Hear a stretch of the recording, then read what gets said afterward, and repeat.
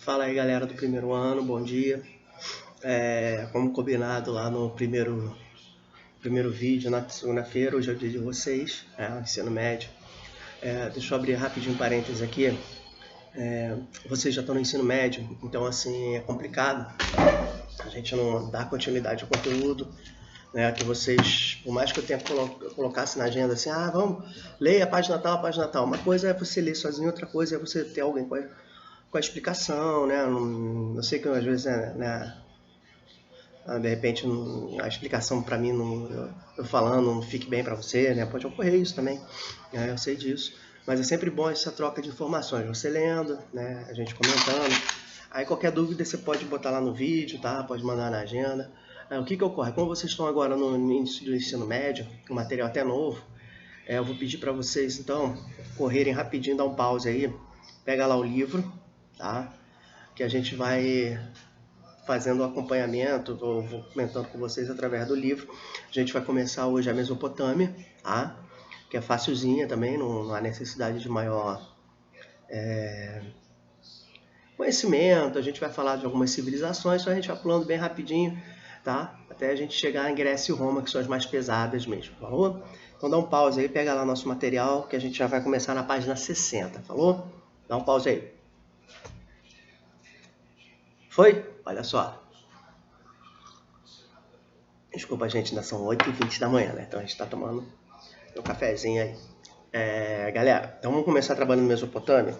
Na página 61, tá? Página 61. Beleza? O cara já começa falando sobre o porquê da palavra Mesopotâmia, etc. Então a Mesopotâmia, gente, ela surge logo depois da formação das primeiras cidades, que a gente viu nas últimas aulas, né? Da Idade do Ferro e etc. Você tem a formação das primeiras tribos que formaram aldeias, as aldeias formaram cidades. E foi justamente na Mesopotâmia onde ocorreu esse maior desenvolvimento. Então, a gente sempre começa a partir de história antiga falando da Mesopotâmia, tá bom? Então, logo no primeiro parágrafo, o cara já diz o que significa a palavra Mesopotâmia. Meso, meio, potâmia, rios.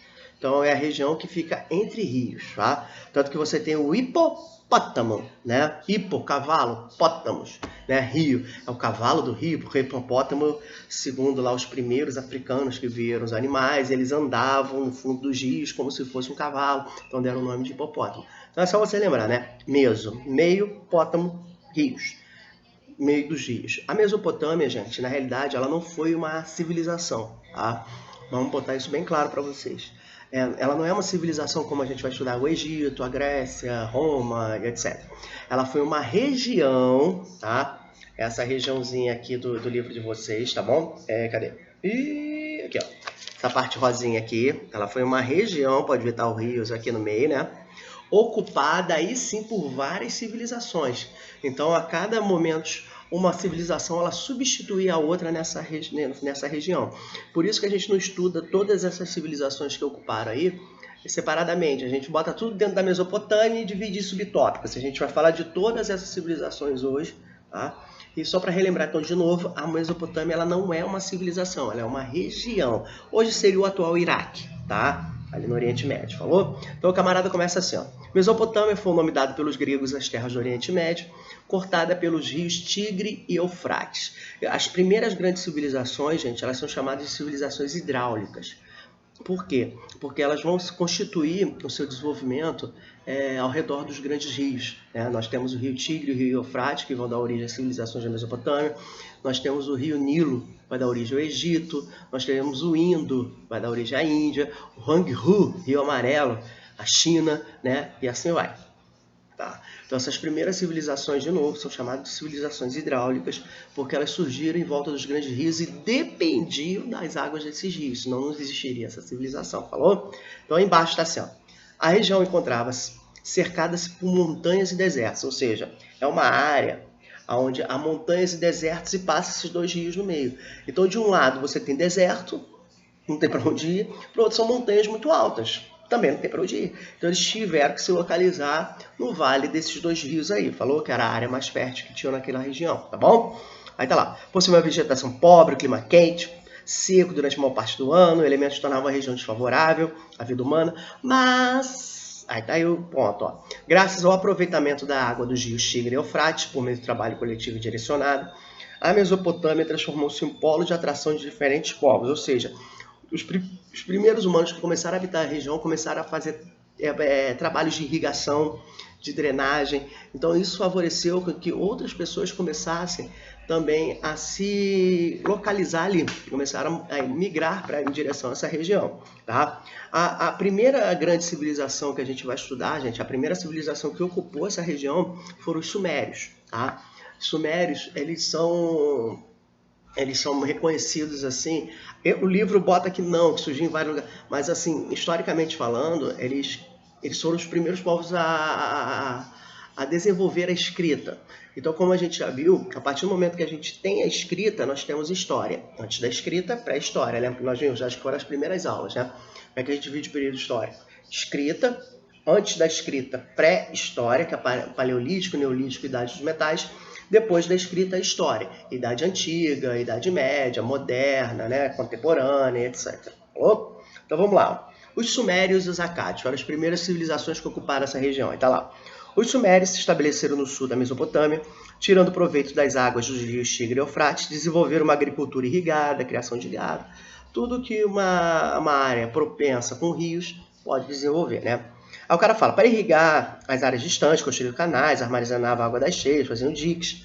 A agricultura, pecuária, as técnicas de controle estimularam a sedentarização e a produção de alimentos. Foi o que a gente viu na última aula, né? O ser humano, quando ele começa a produzir sua própria comida, ele deixa de ser nômade, passa, né? Lembra que era nômade? Era o camarada que ia atrás do seu próprio alimento, não sei o quê, então ele tinha que andar por vários locais e ele não fazia uma moradia fixa.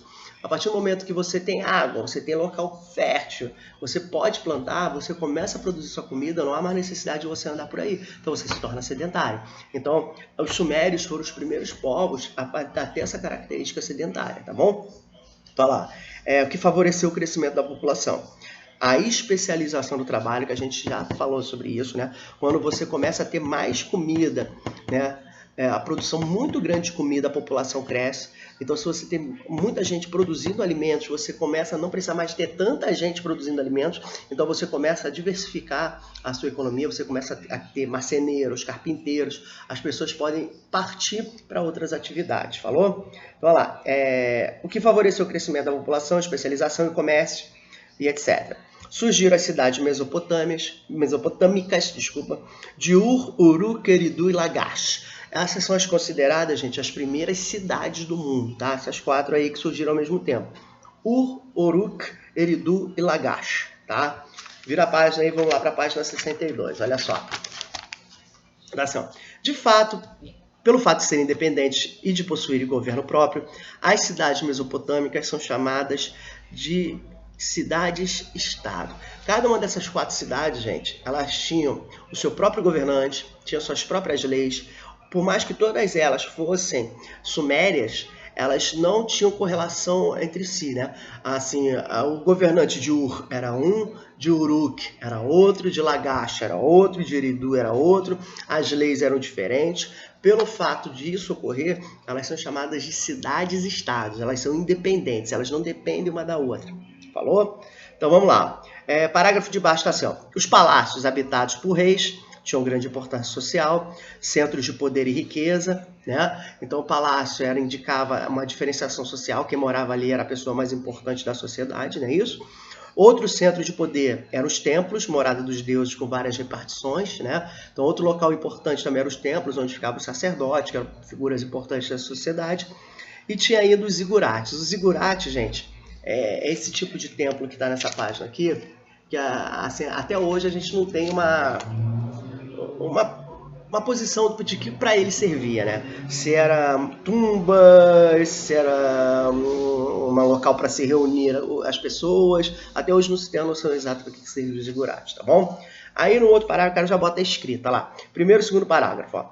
Na Suméria, o advento, ou seja, o surgimento da escrita, não ocorreu de uma hora para outra. Resultou de um longo processo com diversos estágios. Acredita-se que a necessidade de controlar os pagamentos e a circulação de produtos deu origem à escrita. Então acredita-se o quê? Como a população estava muito grande, a produção de mercadorias estava muito grande, ocorreu a necessidade de se inventar um jeito de contabilizar aquilo que estava sendo produzido, o que deveria ser produzido mais, a quantidade de pessoas, o número de animais. Então, a partir dessa necessidade humana de contabilizar o que estava começando a surgir de uma maneira muito grande, que era a produção de alimentos, por exemplo, né? Houve a necessidade de se desenvolver a escrita, tá bom? Aí o camarada até bota assim, ó, inicialmente a escrita era um conjunto de desenhos que representavam um bem, uma cabra, sinais que indicavam quantidade. Com o tempo, foi se tornando elaborada e complexa, estava assim, criada a escrita cuneiforme. Cuneiforme é o nome da escrita suméria, que foi o primeiro tipo de escrita do mundo. Por que cuneiforme? Porque eram blocos de argila, né, de barro, não tinha folha ainda, e o camarada tinha uma ferramenta que parecia um lápis, mas tinha um ganchinho na ponta, que era a cunha. Então ele ia lá e riscava o barro, fazia os desenhos no barro e etc. Por isso que é chamado de escrita cuneiforme. Falou? Galerinha, deixa eu parar aqui, para o vídeo não ficar muito grande na hora de eu pôr. Então eu vou dividir essa aula em duas partes. Primeira parte, segunda parte. Falou?